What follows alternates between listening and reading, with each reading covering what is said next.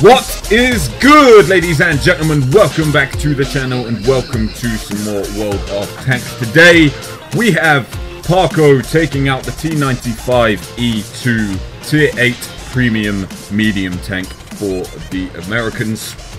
Something that I criminally underplay. I don't play this tank all that much whatsoever, but Parko is going to give us a masterclass in how to play this tank here on Heilbronn. I think that's the correct pronunciation of this map. I've been corrected on it several times when I've uploaded a video featuring Heilbronn. I'm just going to go with that. I'm pretty sure that's how it is. It's like Heil and then Bronn. You know what I mean? But yes, guys, Parko is going to give us a masterclass in how to play this tank. It really is a fantastic replay, so I hope you guys are going to enjoy it. But he's moving in to the lower ground here near the base capture point, because this is an encounter game mode, so the flag is in the middle of the map, and that is the point where everyone must convene to defend the flag. There is a side-on Indian Panzer right here. Unfortunately, his first shell misses because the Indian Panzer decides to accelerate just as Parko took his shot, which happens to me far too often. But the second shot he manages to get in successfully, and now he's going for the AMX-12T, but the 12T just drops out and isn't spotted anymore, so he's just going to wait in this position to see if any tank destroyers get lit up on the hill above, but instead it gets lit up on the hill beneath. Now that shot missed the ISU-152 just because he couldn't depress his gun enough, but he's going to wait for the ISU to come back up so that he can get another shot into him. But he spotted 2 enemy tanks so far and got 1 hit into the Indian Panzer. But defending this position as you would expect. Aiming for the tracks on the ISU-152. Unfortunately, that shell didn't go through. It just damaged the guy's tracks, and he was able to repair and get into cover.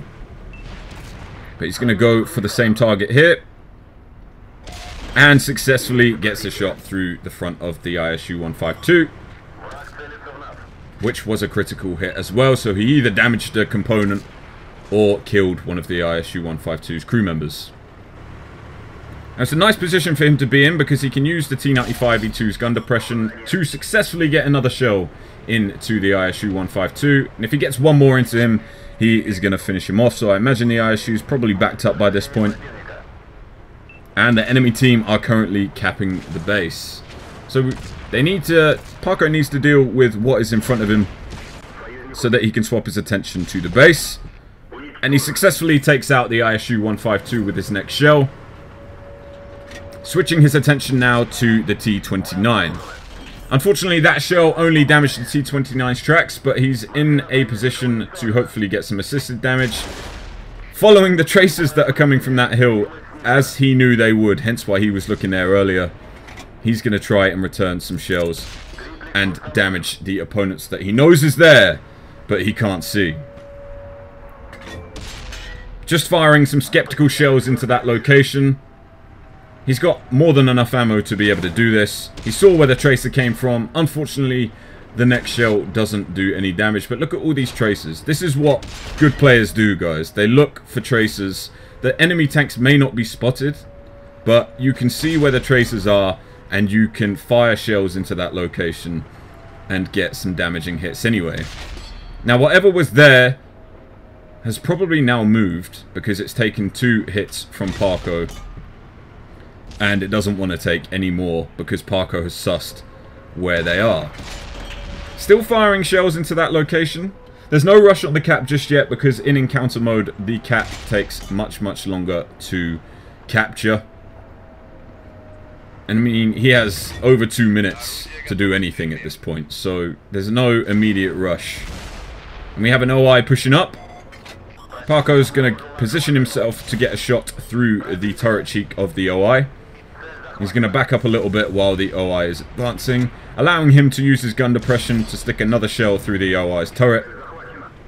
And hopefully, he'll probably go for the drive wheel here, which he did, but unfortunately he bounced. The OI's not focusing on him though, and using the T95E2's mobility, he gets around the OI, tracks him through the rear drive wheel that time around, taking the assisted damage on the OI and finishing him off, taking him up to 10 hits of damage so far.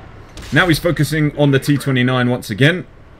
He has some traces going over his head from the Hellcat that's on the ridge behind him, and also the Tiger II that's behind him as well. So he has to pick a target at this point, and the T29 is the obvious choice. He looked behind him just to see if the Tiger II was going to crest the ridge to do some more damage to him, but now it's time to use the T95E2's mobility to get around the T29, which bounces him. And Parko is gonna squeeze around the T29. He has better mobility, better turret rotation. I don't know how some of these shells are bouncing. RNG is a cruel mistress. But taking out the T29, I mean, he did a very good job of distracting the T29, allowing his teammates to damage the T29 instead. Ooh, he took a big hit from the AMX-13F3 right there. Artillery is, you know, a constant enjoying factor. A constant enjoyable factor of the game. Hence why he shook his controller about a bit there, as you guys saw. Now, at this point, he is down on luck quite a bit, because his team, there's 4 of his teammates, well, including himself, he has 3 teammates. And there's only 4 of them. The SU-101 is a one-hit for anything. And it's 4 versus 7 at this point in time. Which is now 3 versus 7 at this point in time. 2 of the enemy tanks are over on the 1 line because they have advanced through the city. And Parko has now spotted the Tiger II. He bounced the Tiger II shell, and the SU-101 finishes him off. Unfortunately, Parko didn't get a tracking shot, so he didn't get any assisted damage for that. But I think he'll just be happy at this point that the Tiger II didn't do any damage to him, and also that he didn't damage his SU-101 and take him out of the game.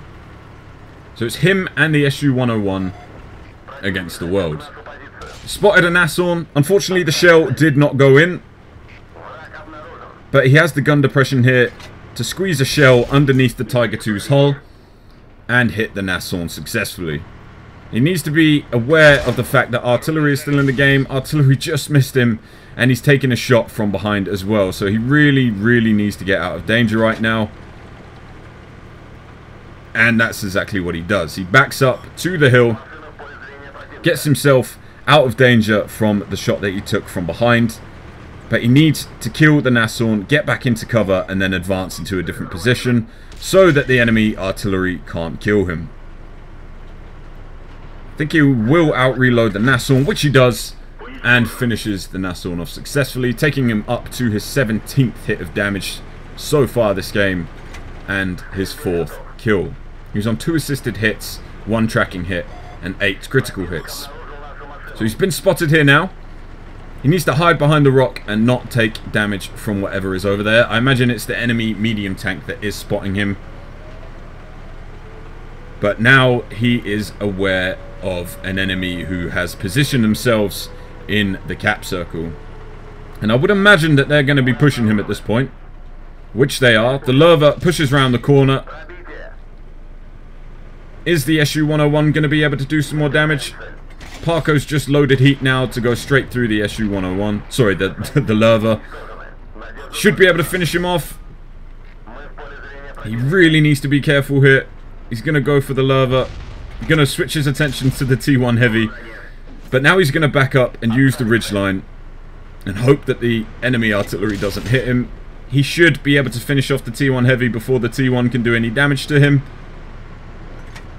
using his gun depression successfully and baiting the T1 over the hill.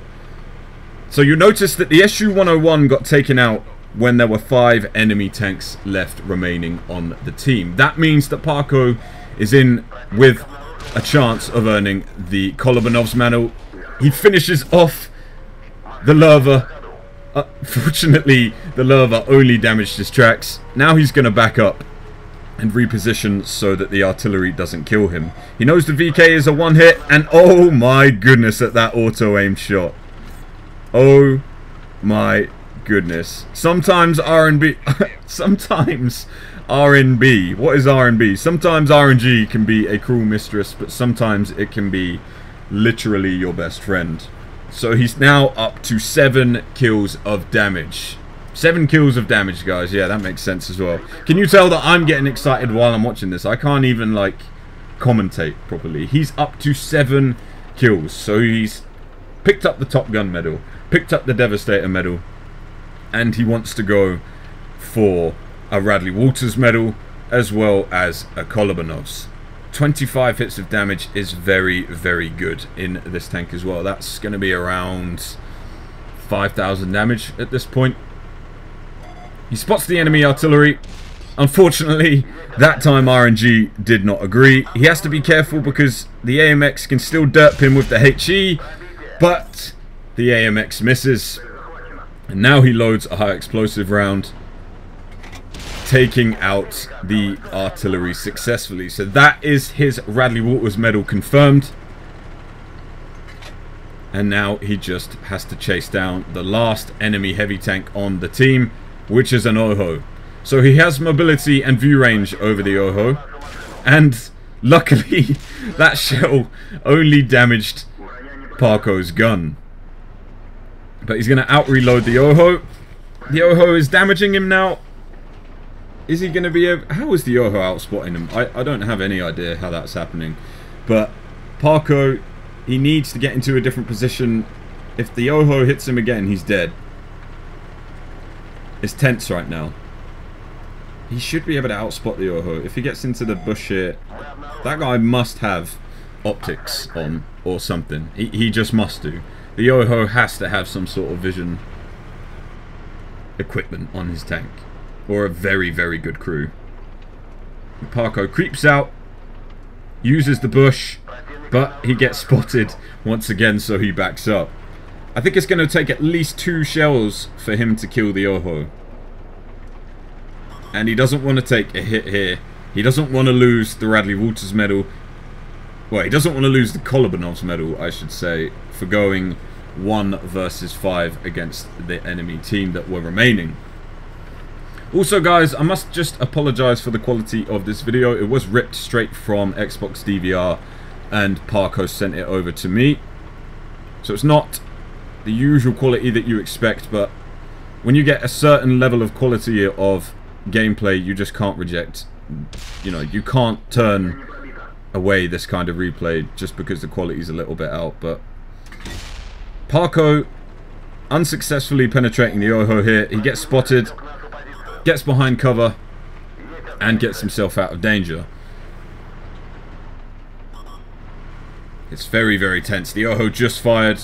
He knows he can poke out and take a shot here, but having a damaged gun does not help this situation whatsoever. But the Oho has a damaged ammo rack, so both of them are at a slight disadvantage. The Oho misses. Parko knows he can poke out and shoot again. 265 roll that time. 1 more shell will do it. Is his gun going to be able to deliver? A damaged gun, shooting at far range. He's juking the Oho. Oh, is it going to happen? I hope it is. He should be able to get him here, and he does. 30 hits of damage, 9 kills, a Kolobanov's medal, a Radley Walters medal, a Top Gun medal, a Devastator medal. Let's just have a look at the post-game stats. So, looking at the post-game screenshot, we can see that Parko had one hell of a game. He picked up a Radley Walters medal for destroying 8 or 9 enemy tanks on the opposing team. He picked up a Devastator medal for destroying 7 or more enemy tanks, a Top Gun medal for destroying 6 or more enemy tanks, a Kolobanov's medal for going 1 versus 5, which is a hell of an achievement in itself, a Steel Wall medal for blocking 1,125 damage. He blocked the most on his team and in that match, hence why he got the Steel Wall medal. He picked up the Spartan medal as well for bouncing or ricocheting a shot when you are below 10% of your tank's total HP.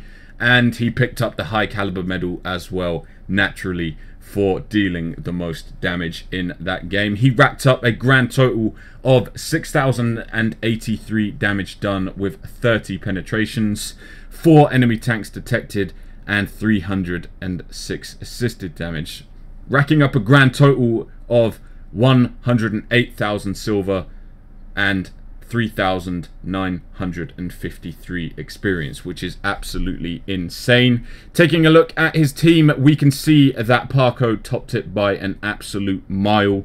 He carried this game so hard, it was ridiculous. The closest person to him was his closest ally, the SU-101, which dealt a grand total of 2,669 damage. And taking a look at the statistics, we can see that Parko fired 59 shots that game. 41 of those shots directly hit the target and 30 penetrated. He took 1,411 damage and he took 11 hits, 6 of which didn't penetrate, which allowed him to block 1,125 damage. An absolutely ridiculous game in the T95E2, a complete masterclass in how this thing should be played, but only a second class mastery badge for this game. How ridiculous is that? How ridiculous is that? That's an absolute joke. How he did not master this tank, or how he didn't get a mastery badge for this battle, I will never know. I guess we'll never ever know. I think it may be broken. This might be the most evidence that I can produce to say, look, Wargaming, the mastery badges are broken, because this should be a mastery badge. But ladies and gentlemen, I hope you did enjoy. Thank you to Parko for sending me the replay, and I will catch you in the next one. Until then, have a great day and peace out.